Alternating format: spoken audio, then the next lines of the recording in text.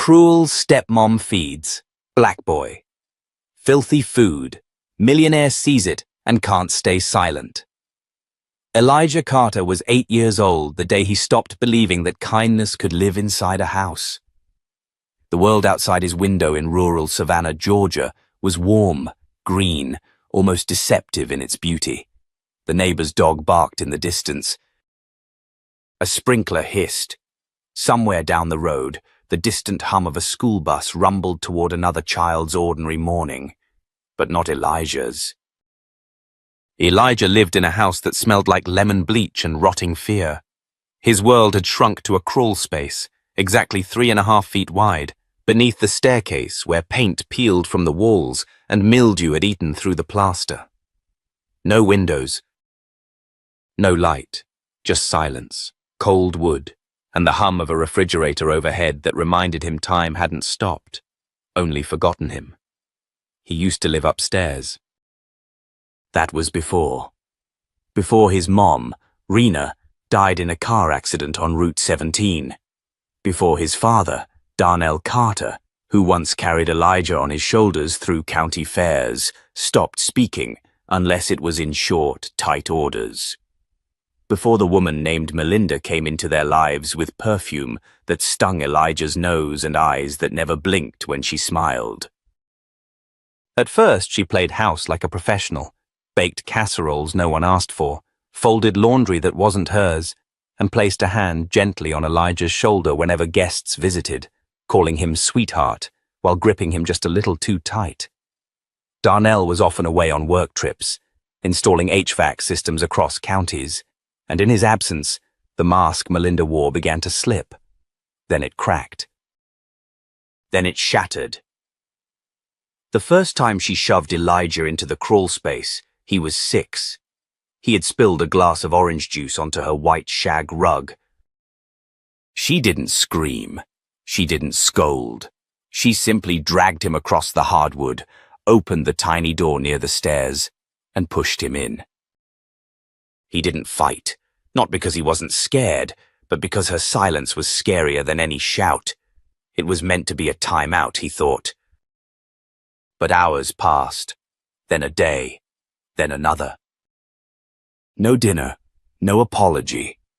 And when she finally let him out, her words were flat and final. "This is your new room. You want to act like an animal, you can live like one." He cried the first week, screamed once. That earned him a cracked lip and no food for 2 days. After that, he learned the rules. No noise. No mess, no trace, stay invisible. Survive. Elijah became very good at surviving. Melinda fed him when she remembered. Stale bread, cold canned beans. Sometimes nothing but tap water in a plastic bowl that still smelled faintly of dog. On good days, she left a crust of sandwich at the base of the crawl space door. On bad days, she forgot he existed, or pretended to. She called it discipline. Elijah called it the world. No one ever asked why he didn't go to school. Melinda told the neighbors he was being homeschooled, said he had sensory issues, that the boy didn't do well in crowds. She even had papers, real-looking ones, that she forged on a home printer to keep up appearances. Darnell never asked questions, maybe because deep down, he didn't want the answers. Once, Elijah heard his father come home early, unexpectedly. He'd been so hopeful he bit his lip trying not to cry out, but Darnell never approached the cupboard, never called his name. He kissed Melinda on the cheek, poured a drink, and turned on the TV. Elijah listened as his father laughed at something on the screen, while his stomach growled loud enough to make him wince. Melinda painted the picture of a perfect southern home. She volunteered at church potlucks, baked pies for the old couple across the street, and smiled through tight lips when the mailman delivered her Amazon packages. No one ever suspected her. Monsters don't wear pearls and pressed skirts. Elijah's body grew thinner. He stopped keeping track of the seasons. His limbs ached constantly. His knees were bruised from the hard floor. His eyes adjusted to the dark like an animal's. The world narrowed into something silent and cruel and predictable. Until one Tuesday. Tuesdays were deep cleaning days. That meant bleach, vinegar, and threats. Elijah stayed completely still on those days, trying not to cough while chemical fumes crept under the cupboard door. But this Tuesday was different.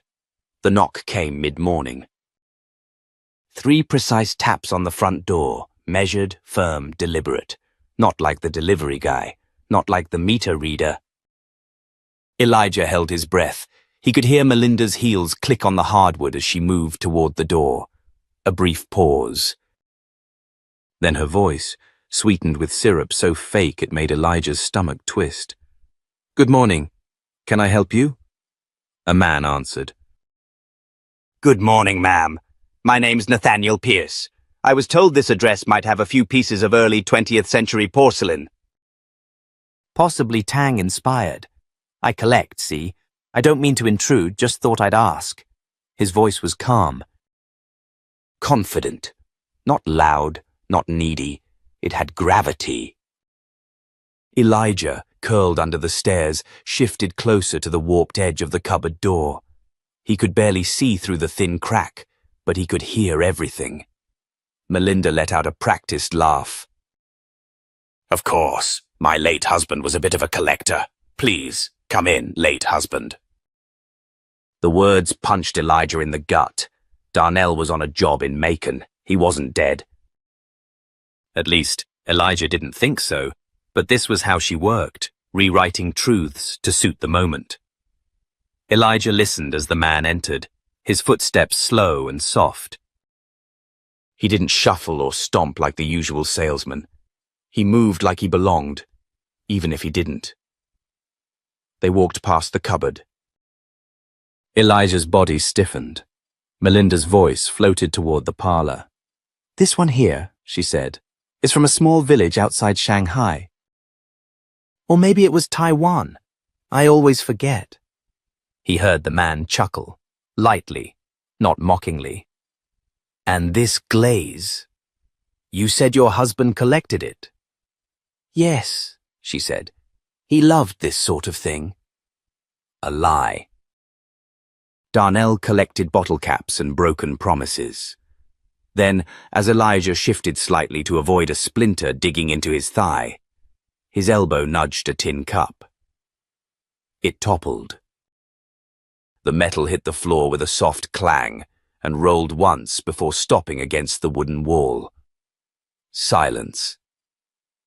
Every sound in the house seemed to vanish. Then came the voice, the man's voice. "Is someone else here?" Melinda was quick. Too quick. Oh, just the plumbing. These old houses moan and groan like ghosts. Another pause, then footsteps again, but different now.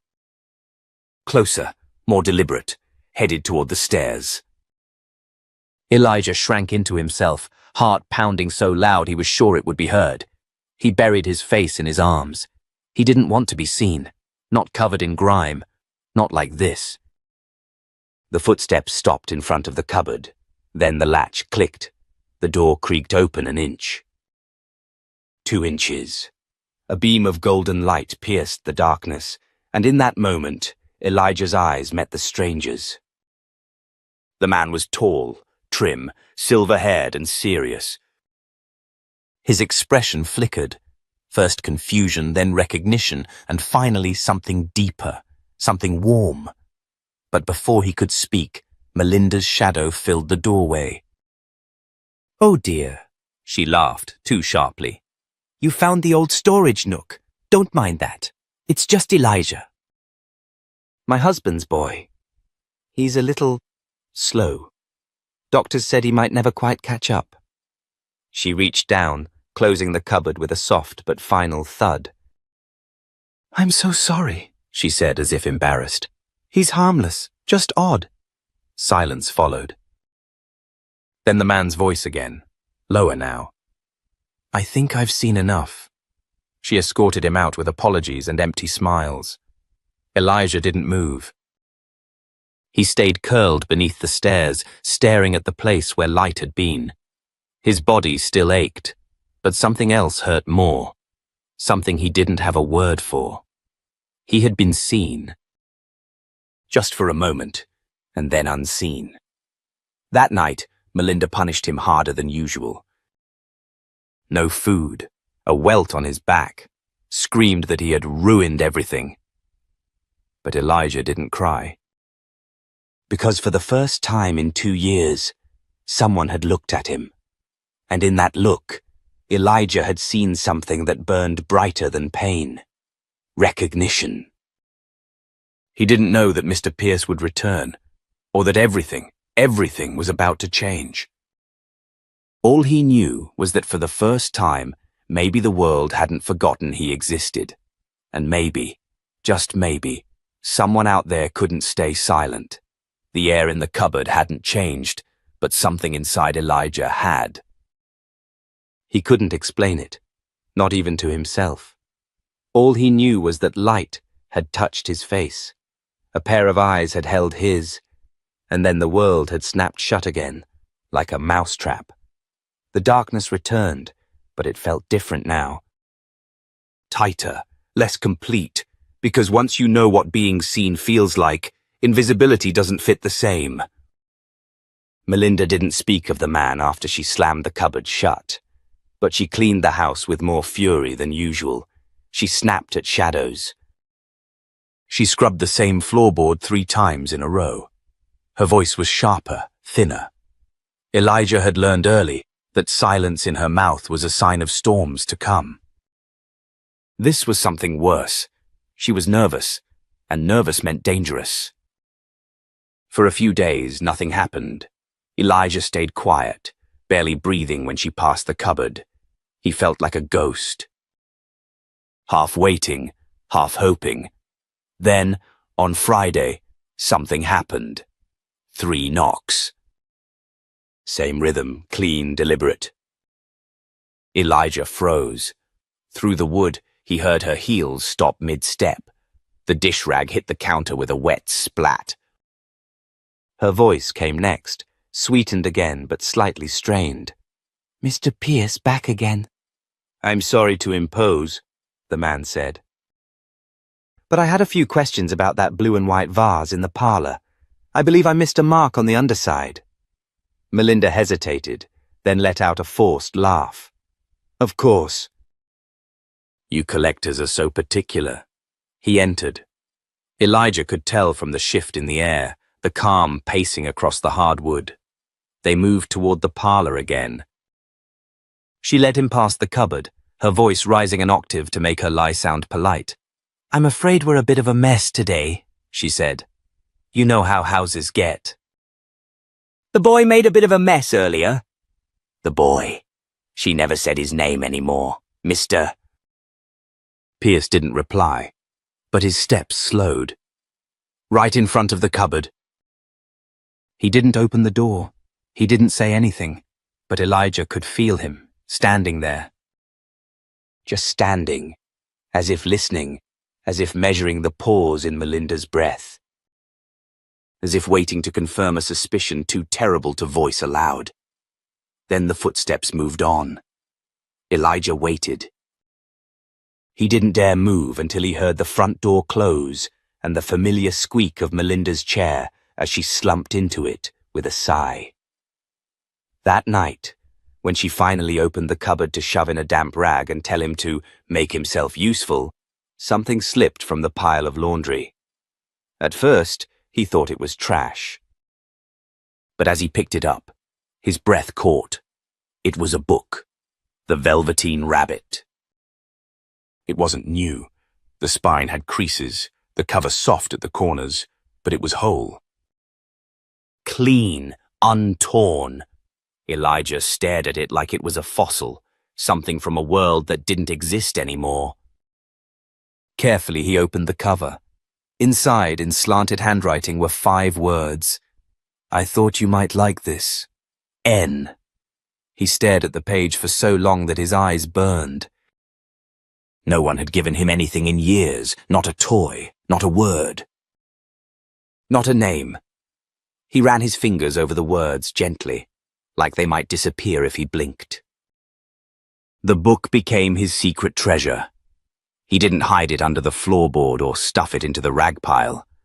He wrapped it in a piece of clean towel and tucked it in the hollow space behind the cupboard's back beam, just deep enough to keep it safe from Melinda's glances.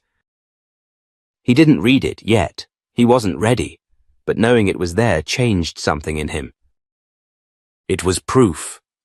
Someone had left him a gift without asking anything in return. The man had returned. And he remembered. Days passed. Mr. Pierce came back, once a week, then twice. Always asking about some obscure porcelain, always polite, always lingering just a moment too long in front of the cupboard. Melinda didn't like it. Elijah could tell by the way her voice pitched when she answered the door, by how tightly she scrubbed the stove after he left. But her greed won over her instinct. She kept letting him in, hoping he'd buy something. She didn't suspect he was seeing something more valuable than any vase. Then the small gifts began. A box of crackers tucked under a pile of towels. A folded pair of socks that smelled faintly of cedar wood. A napkin with 2 hard-boiled eggs still warm when Elijah touched them.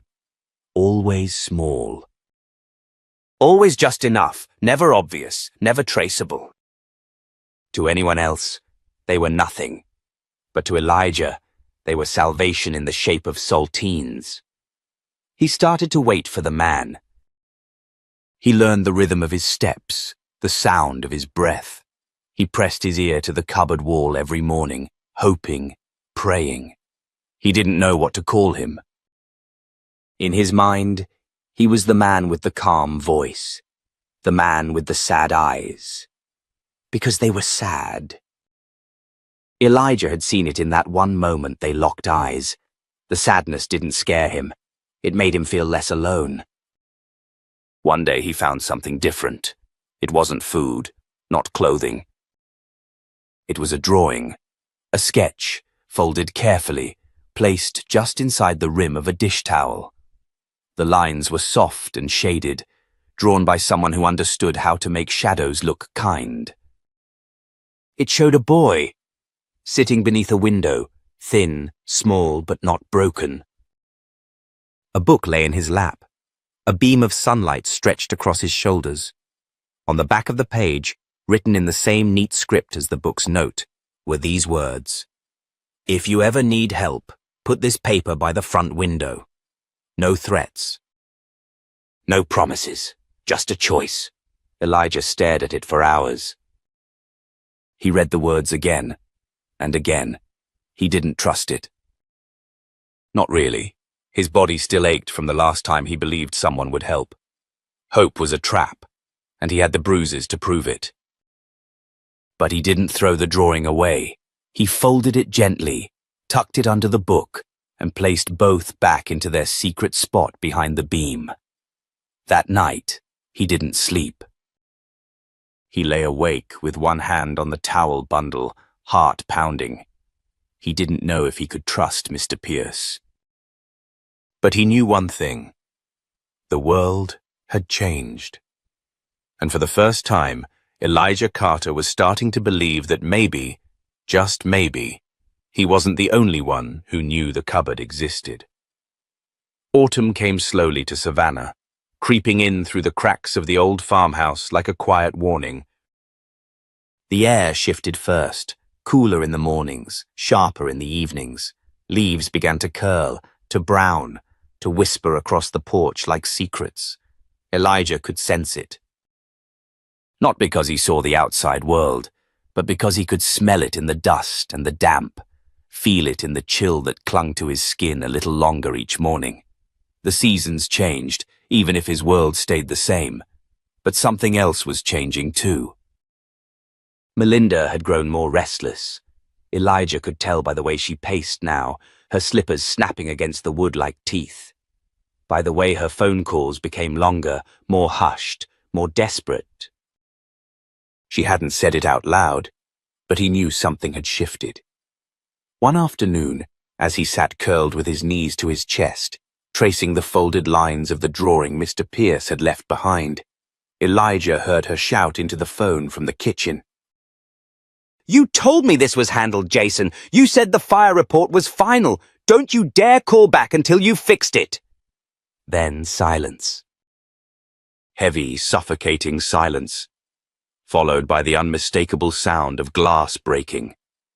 Elijah pressed his forehead against the cold wall. Her secrets were unraveling. Whatever thread she'd been holding on to, it was fraying. That night, she didn't bring food. She didn't speak, but she left the cupboard door unlocked. That had never happened before. He didn't move, didn't risk it, but a knot of tension sat in his chest all night. The next morning, she opened the door and grabbed his wrist, harder than usual. "Clean the damn hallway. All of it. And if I see a single smudge, you'll sleep outside tonight." He obeyed. Of course he obeyed. He scrubbed with a rag until his knuckles split, trying to be invisible. That's when the knock came.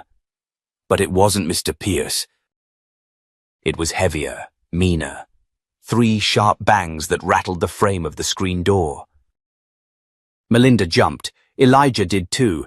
She wiped her hands on her jeans and stormed to the door. 2 men stood outside. One wore a black leather jacket and mirrored sunglasses, despite the overcast sky. The other had the look of someone used to being obeyed. Expensive boots, wide stance, a smile that didn't quite touch his eyes.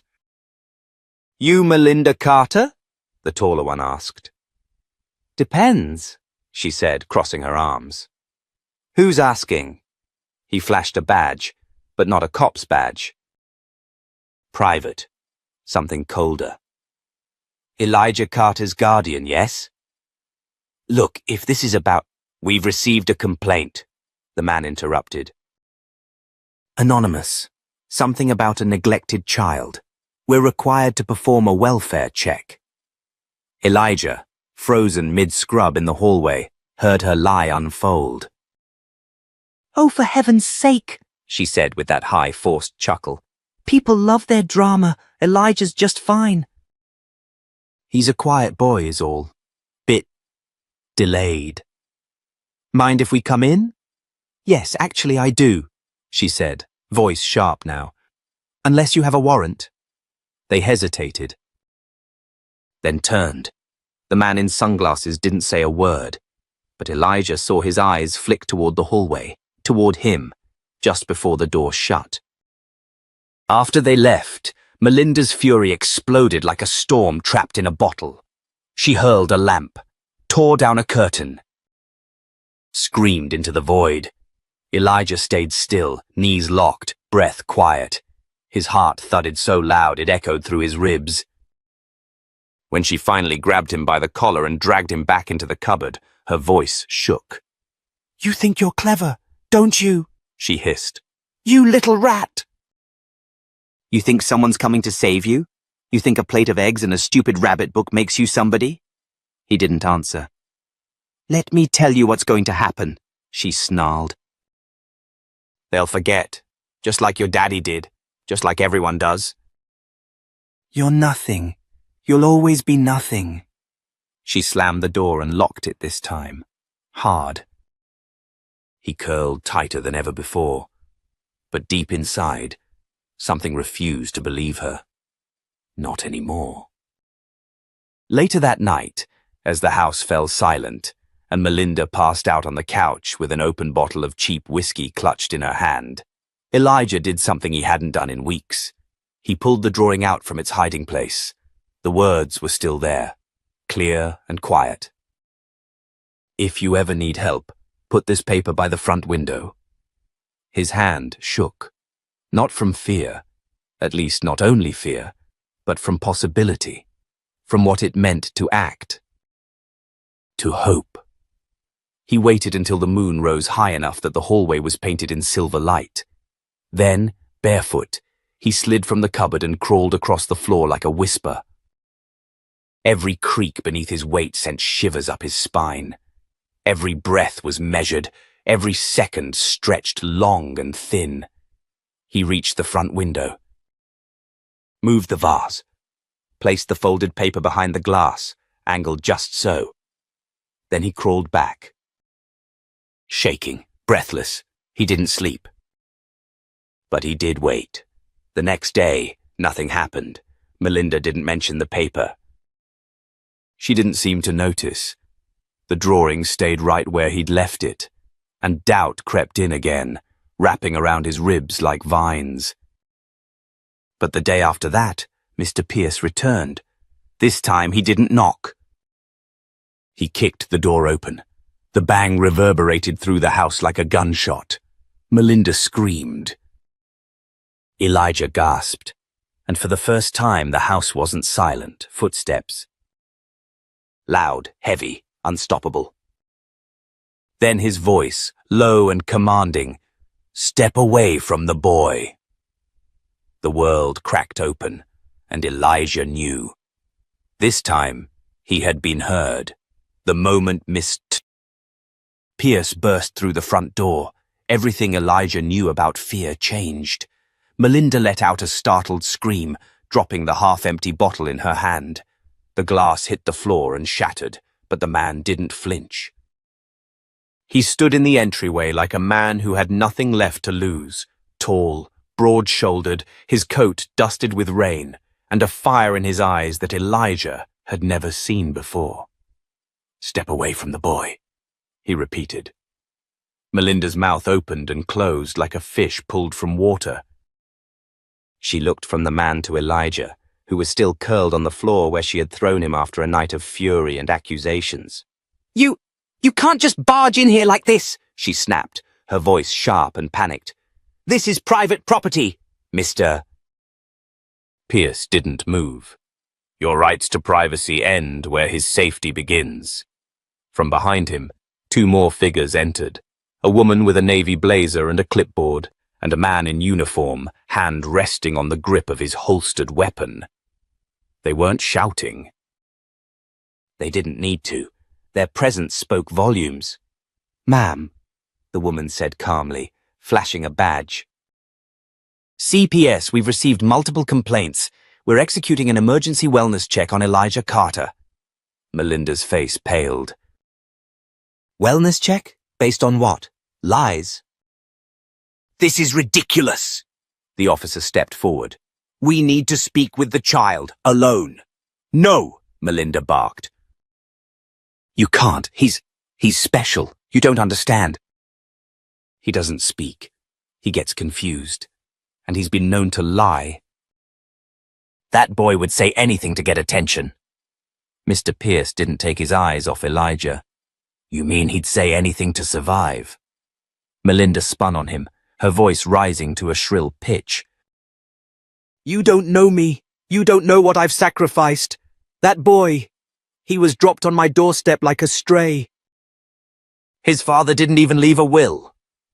"That boy," Mr. Pierce said, his voice low and trembling with restraint, "was being fed garbage off the floor. I saw it with my own eyes." "I heard you scream.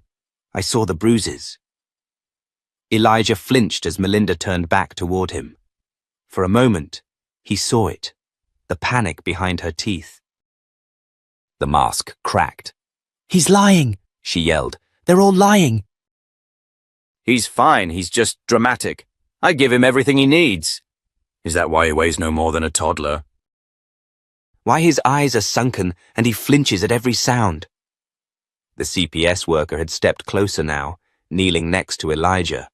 Her voice was calm, not pitying, just gentle.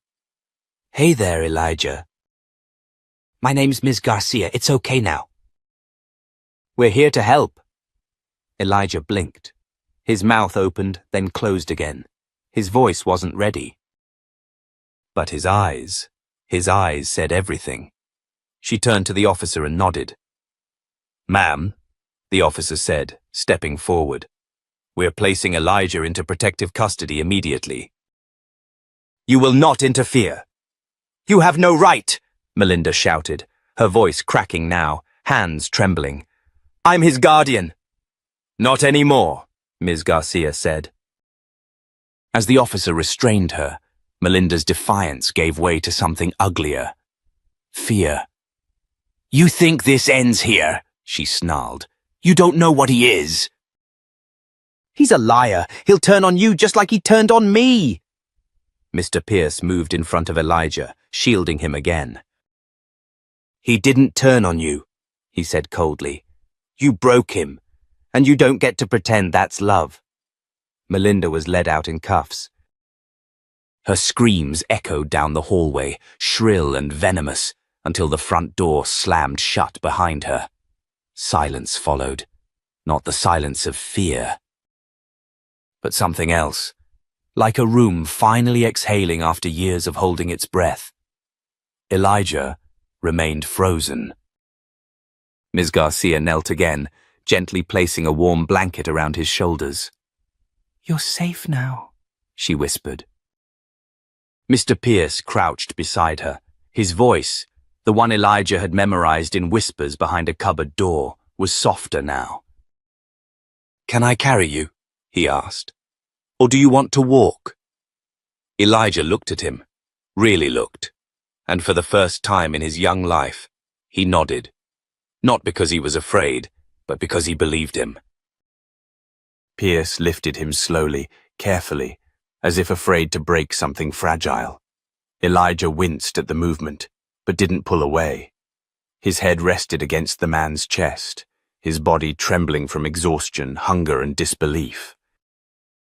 They walked out of the house together, past the broken cupboard, past the splintered window, past the floor where pain had been served as meals, out into the open air. It was raining. A soft drizzle that cooled Elijah's fevered skin.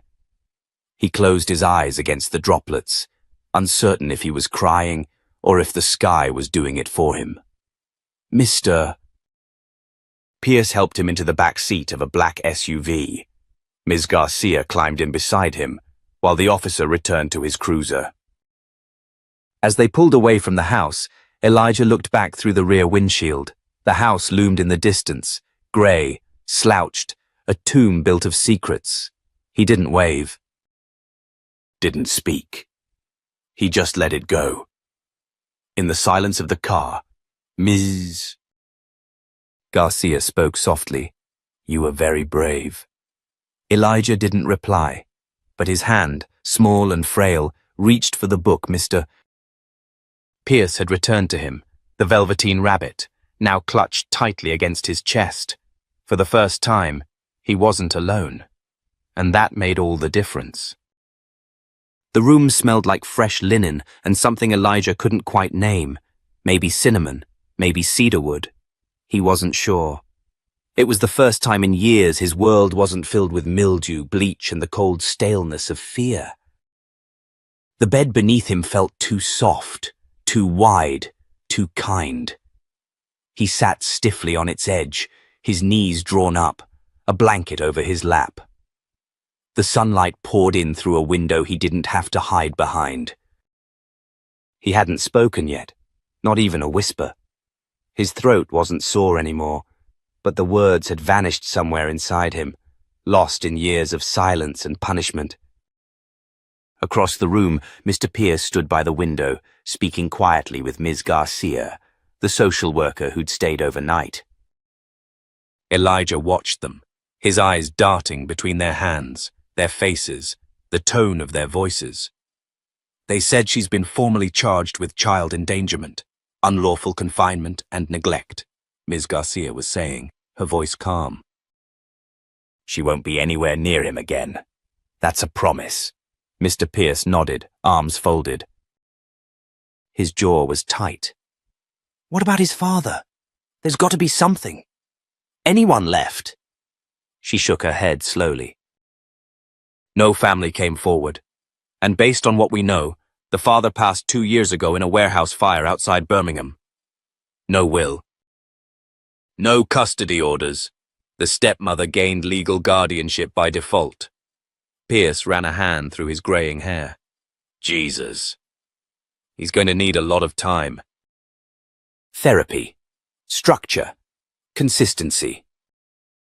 I've already scheduled the trauma counselor, and until we find a longer-term placement, he'll stay with a licensed care provider. Pierce turned toward her, brows drawn. He can stay with me. Ms. Garcia blinked.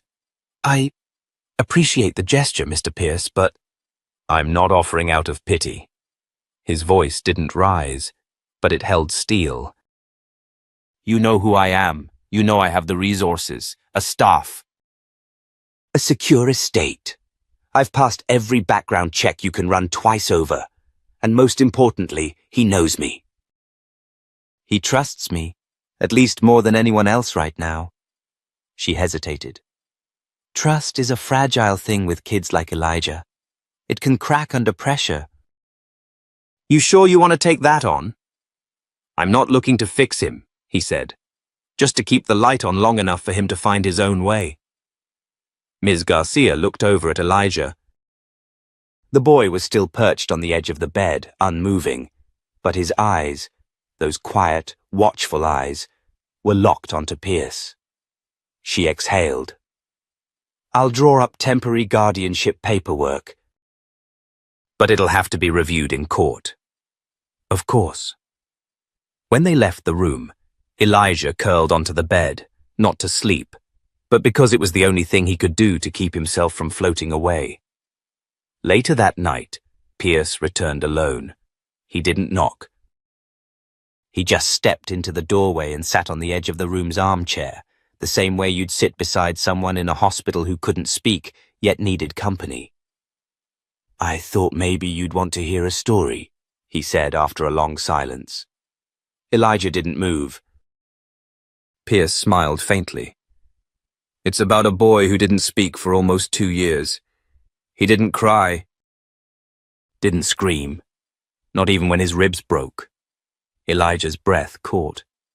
His father was a mean man, the kind who thought breaking things made him strong. And that boy learned quickly that quiet kept you alive, that not speaking made you invisible. He believed silence was the only thing he owned. Pierce leaned forward. That boy was me. Elijah's eyes widened. Pierce continued. I don't tell many people that. Not in my world. When they see me in a suit, giving interviews or handing out scholarships, they think I was born with a silver spoon. Truth is, I was just a scared kid with too many bruises and nowhere to go. Until one woman, a teacher, noticed. She didn't do anything dramatic. She just listened. She stayed, and that made all the difference. Another pause. Pierce stood and crossed to the nightstand. He opened the drawer and pulled out the old drawing, the one Elijah had slid behind the window. I saw this, he said, holding it gently. I saw it, and I came, because I promised you that if you needed help, I'd be there. He knelt beside the bed. You don't owe me anything, Elijah. You don't have to say a word, but if you ever do, I'll be listening. Then he set the drawing down beside the boy's pillow and left the room, closing the door gently behind him. Elijah stared at the paper for a long time. Longer than he could explain. That night, he didn't cry, but he slept. Not because he wasn't afraid anymore, but because for the first time in years, someone had looked at his silence and understood. And that, somehow, was louder than words. The hearing room was smaller than Elijah expected. Not like the grand courtrooms in the shows he used to watch from behind the couch when Melinda wasn't looking. It was quiet, almost too quiet, with pale beige walls and a long table at the center. The only sounds were the occasional scratch of a pen and the soft shuffling of papers. But to Elijah, every second felt like thunder in his chest. He sat beside Mr. Pierce, dressed in a crisp navy sweater and clean jeans that still had the tag tucked under the hem. His sneakers were too white. Everything about the room felt like a test he hadn't studied for. Across from them sat a middle-aged judge with glasses perched low on her nose. Her expression was unreadable, neither stern nor kind, just measured. Beside her a clerk typed steadily, eyes never lifting from the screen. Ms. Garcia stood near the judge's bench, flipping through a binder. She glanced at Elijah, offering the briefest nod of reassurance, but it did little to calm the tremble in his fingers. Then came the click of a door behind them. Elijah turned. Melinda. Even in Prison Orange, she carried herself like a woman who believed the world owed her something. Her lips were pressed into a thin line, her hair pulled back so tight her scalp gleamed. She didn't look at Elijah right away. She scanned the room like a predator, calculating, cold. When her eyes did meet his, something flickered in them. Anger, disbelief, maybe even fear, but it passed so quickly it might have been imagined. She was led to the other table by a public defender, a tall man with tired eyes and a tone too polite for the things he would soon have to say. The judge began. This is a review hearing regarding the guardianship and well-being of Elijah Carter, aged 9. We are here to assess the petition for emergency removal and to determine long-term custody. Ms. Melinda Grant, you are listed as the minor's stepmother and former guardian. Do you understand the proceedings? I do, she replied through clenched teeth. Mr. Pierce leaned closer to Elijah, his voice a whisper. You don't have to say anything today if you're not ready. No one's expecting you to do more than you feel safe with. Elijah nodded slowly, though his palms were damp. He wasn't sure what safe even felt like yet, but being beside Pierce made it easier to breathe. Miss Garcia began with her testimony. She spoke with firm professionalism, walking the judge through the discovery, the reports, the photos, the condition of the home, the state Elijah was found in. She never raised her voice, never exaggerated, but every word landed like a stone in the room. Then the defense tried to twist it. My client acknowledges that the living conditions were not ideal, the public defender said, glancing at Melinda as though even he was struggling to defend her. But she insists she did the best she could with limited resources and no assistance. Elijah has a history of behavioral difficulties, which... No, I don't, Elijah said softly. The room stopped. Everyone turned. Even the judge blinked. Mr. Pierce looked down at him, startled, but didn't interrupt. Elijah's voice came again, firmer this time. I don't have behavioral problems. I was hungry. I was scared. She told me if I cried, she'd lock me in the basement. Melinda snapped. That's not true. The judge raised a hand. Ms. Grant, you will remain silent unless addressed. Elijah's eyes didn't leave her. He surprised even himself when he added, You made me eat off the floor. Melinda opened her mouth again, but the glare from her own attorney silenced her. I didn't ask to live with you, Elijah said. I didn't even know my dad was gone until you told someone on the phone. And I didn't lie. I never lied. The judge looked at him with something new in her eyes, something warmer. Not pity. Recognition. You're very brave, Elijah, she said gently. Would you like to say anything else? Elijah hesitated. Then, I just want to stay with Mr. Pierce. The judge nodded and turned her attention back to the files. Melinda's face was a portrait of rage and helplessness. Her hands curled into fists. She muttered something under her breath, but no one paid her any mind now. 10 minutes later, it was over. The court rules in favor of continued placement with Mr. Henry Pierce under the conditions of monitored guardianship, subject to full custody review in 6 months, the judge announced. Ms. Grant, you are barred from any contact with the minor until further notice. Melinda didn't scream. She didn't cry. She simply slumped in her chair, defeated, as if the weight of her own lies had finally cracked the shell she'd built. Outside, the autumn air felt sharper, fresher, more alive. The moment they stepped into the sun, Elijah blinked up at Pierce. "Did I do okay?" he asked. Mr. Pierce crouched in front of him, his hands on Elijah's shoulders. "You did more than okay," he said, his voice thick with emotion. "You showed them who you are. You spoke for yourself." Elijah glanced back at the courthouse, then looked forward again. He didn't know what came next, but he knew one thing for sure: he would never be silent again. It was the first time Elijah had seen snow fall through an open window. Not from behind glass smeared with grease, or from the slits between wooden slats, but truly open, clean, and full of possibility. The room he now called his own was bright, with soft yellow walls and a ceiling that seemed taller than any he'd ever lived under. He sat at the windowsill, wrapped in a flannel blanket, watching the flakes tumble like feathers from heaven. Behind him, Mr. Pierce moved quietly around the kitchen, humming something jazz-like as he cooked. The smell of turkey bacon drifted through the house. It felt too good to be real. "Elijah," Pierce called gently.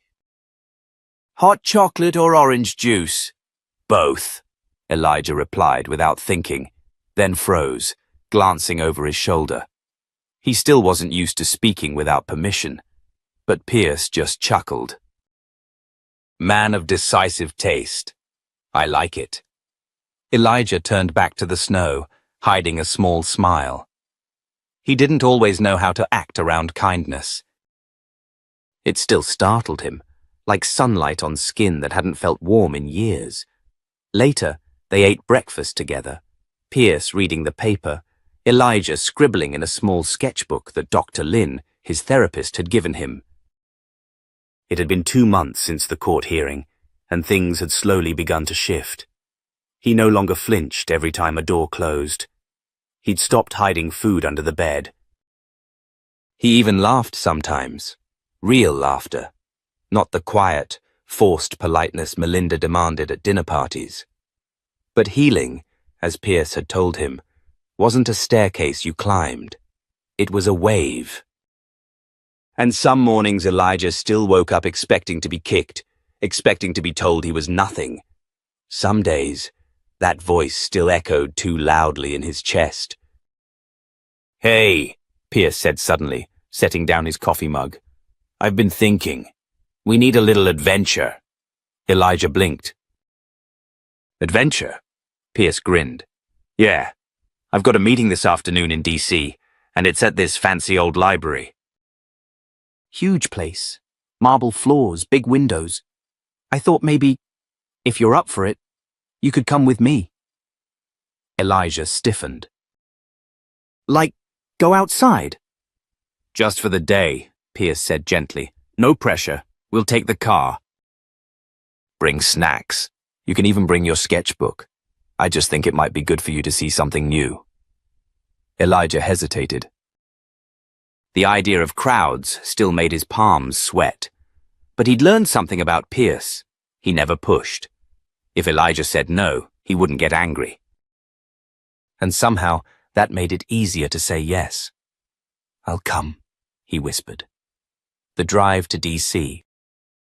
was quiet at first. Elijah pressed his forehead to the cool window, watching the trees blur past. Pierce let jazz play softly on the speakers, the kind with no words, just slow piano and brushes against cymbals. It made the silence feel safe. When they arrived, the library was everything Pierce had described and more. Tall arched ceilings, long oak tables, and rows of books that stretched into eternity. Elijah stuck close, clutching his sketchbook. It was overwhelming at first, but no one stared. No one asked questions, and for once, he didn't feel like he had to disappear. Pierce's meeting took place in a conference room with glass walls. He left Elijah in the reading hall with a pack of crackers, a bottle of water, and a whispered, "I'll be right there if you need me." Elijah sat at a table near a window, sketching the library's tall lampposts, the shadows they cast on the wooden floor. He didn't notice the man sitting 2 tables over until the sound of his camera shutter clicked. The man wore a pressed grey suit and had a briefcase at his side. His camera wasn't flashy, just a small Leica, but the lens had caught Elijah's eye. "I'm sorry," the man said, smiling. "Didn't mean to startle you. The light coming through the glass behind you, it's perfect. Just reminded me of a painting." Elijah stared. "Are you here with someone?" the man asked, friendly but probing. "My dad," Elijah answered before thinking, then immediately corrected. "I mean, my guardian." The man raised a brow. "Pierce?" Elijah's stomach turned. "How do you know him?" The man leaned back. "Name's Randall Miles. I used to work with him years ago. Different world, different lives. Haven't heard much from him lately." There was something in his tone. Casual, but not casual enough. "Tell him I said hello," Randall said, standing, "and that not everyone forgets what they used to be." He left without another word. Elijah sat frozen. Something about that encounter made the air feel heavy. When Pierce returned 15 minutes later, Elijah recounted every detail. Pierce's expression didn't change much, but his eyes darkened. "I should have known," he muttered. "Randall Miles is a lobbyist now, connected to some pretty dirty money. Used to run in circles I left behind a long time ago." "Is he dangerous?" Elijah asked. "Not directly," Pierce said, "but he represents the kind of people who don't like it when others expose their secrets." Elijah gripped his sketchbook tighter. "Why would he talk to me?" he asked. "Because he wanted to send a message," Pierce replied, "and because you're important to me." "That makes you a target for whispers." Elijah's voice was barely audible. "Did you do something bad?" "No," Pierce said calmly, "but I did something powerful. I turned down people like Randall, and I used my resources to fight for kids no one wanted to see. That makes people uncomfortable." Elijah looked down. "I'm sorry," he whispered. Pierce reached over and placed a hand over his. "Don't be. The only reason I get to do anything that matters is because I met you." That night, Elijah asked to sleep with the door open, not because he was afraid of monsters, but because for the first time he believed someone would keep them away.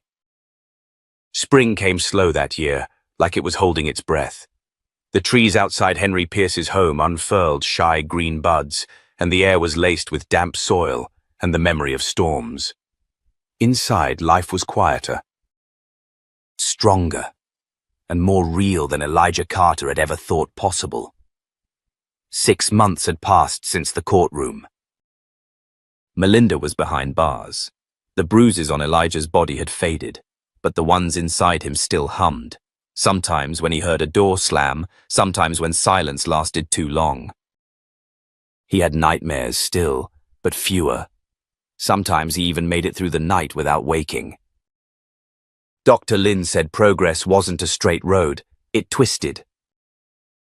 But the important part was that Elijah kept walking, and today he was walking into something bigger than he ever imagined. "Are you nervous?" Henry asked, smoothing Elijah's collar as they stood outside the community center. Elijah shrugged. "A little, mostly excited." Henry grinned. "You're allowed to be both." Inside, rows of folding chairs had been set up facing a small wooden podium. A banner hung overhead. Launch of the Carter Initiative. Advocating for voices left unheard. The idea had started as a whisper. A conversation between Elijah and Henry after school one day. They'd been talking about how many kids probably lived through what Elijah did, but never got rescued. Kids who never got a mister. Pierce to kick down the door. What if they created something that could help those kids feel seen? So Henry made calls. used his connections. He reached out to social workers, trauma specialists, lawyers. They built something real, a program to train teachers, janitors, even delivery drivers to recognize signs of abuse. A fund to support emergency removal and therapy. A hotline for anonymous tips. They named it after Elijah. He was the one who had said the words that stuck. If someone had just looked closer, I wouldn't have been invisible. Now Elijah stood at the front of a packed room. He took the podium slowly, glancing at Henry once. The man gave him a nod, silent, but proud. Elijah took a breath. I used to think the worst thing was being hurt, he said, but it's not. The worst thing is being invisible while it's happening. There was silence, but not empty silence, listening silence. I was locked in a cupboard, not a metaphor, a real one. For years, and people came into that house. Teachers, delivery drivers, neighbors, and they didn't see me. I learned to smile when I was told to. I learned not to speak. I learned to disappear. Until someone finally looked. He paused. His voice wavered but didn't break. His name is Henry. But I just call him Dad now. Henry blinked fast, his jaw tight. Elijah continued. I'm not up here because I'm fixed. I still jump when someone yells. I still hoard snacks under my bed sometimes. Even though the pantry is full, I still wake up some nights thinking I'm back under the stairs. But I'm here. I'm standing in front of you, and that means I made it. A few people wiped their eyes. So now we've built something, Elijah finished. Not just for me, for the kids who haven't been found yet, for the kids who are still hiding in the dark, waiting for someone to care. He stepped back. The room erupted in applause, but Elijah didn't care about the clapping. He only looked at Henry, who had stood too, hands in his pockets, eyes glassy. The man nodded again. Not as a thank you, as a promise. That night, they sat on the back porch together, sipping lemonade and watching the sky turn orange. You know, Henry said, when I first saw you, I thought I was saving you. But truth is, you saved me too. Elijah didn't respond right away. He just reached over and took the man's hand. Later, when the stars came out, Elijah looked up and said quietly, Do you think it's over? Henry looked at him. The past? Elijah nodded. Henry exhaled slowly. I think it doesn't go away, but I think you learn how to carry it. And I think, he added after a moment, the more you speak your truth, the lighter it becomes. They sat in silence a little while longer. Then Elijah smiled. Can we get a dog? Henry laughed. That's your follow-up question? You said I could ask anything. Henry chuckled. We'll talk about it in the morning. Elijah leaned back against the porch rail, eyes soft.